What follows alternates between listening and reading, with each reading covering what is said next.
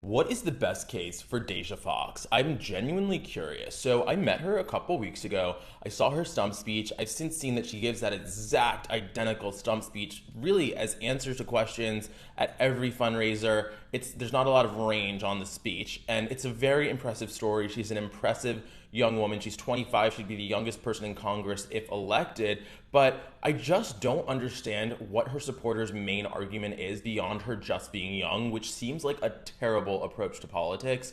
And even at the event where I heard her speak, she was asked by the audience, like, how can we get involved? How can we move the ball forward, get, leftist goals, progressive goals achieved? And her answer was literally go to our campaign page, follow, like, and share. Every view counts. Like, that is not a theory of change, and that is not an answer that somebody who has like really deep, thoughtful ideas about politics and change making would give. I really don't believe that. And I was willing to give her the benefit of the doubt until she let David Hogg come to town and try to again jump into the spotlight as he does so well, because it really reveals, I think, like this emptiness of his push and the push of others over the past years, just insisting on the word younger, younger, younger, and they can't articulate the values that come with that. They can't articulate why somebody who's 25 with 0 years experience and has 99.99% agreement with the experienced 50-year-old candidate who's also a woman of color who has been in politics, yes, for 2 decades,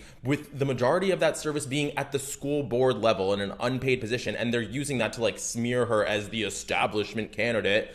And then you even have, like, if your issue, which I think a lot of young voters' issue has been about Palestine, she's less progressive on the issue than her opponent. By the way, her opponent, who's endorsed by Bernie Sanders and AOC. And her opponent is also not an incumbent. So again, there's just literally the only difference between this candidate and the experienced candidate is that one is 25 and a social media celebrity. And her response is, they're calling me an influencer. I'm calling it a campaign strategy. 30 million views, but national views in a local election, I don't actually think is the future of politics. We've seen that before with Amy McGrath, with so many other candidates, with O'Rourke, where they go national, they go viral, they raise millions and millions of dollars even, and then they lose the local race because actually their national campaign for the local election was a mismatch, was not focusing on the right priorities, etc. The local Young Dems, for example, of Arizona, endorsed her opponent. And Fox's main critique of her opponent has been that, oh, she's the daughter of the congressman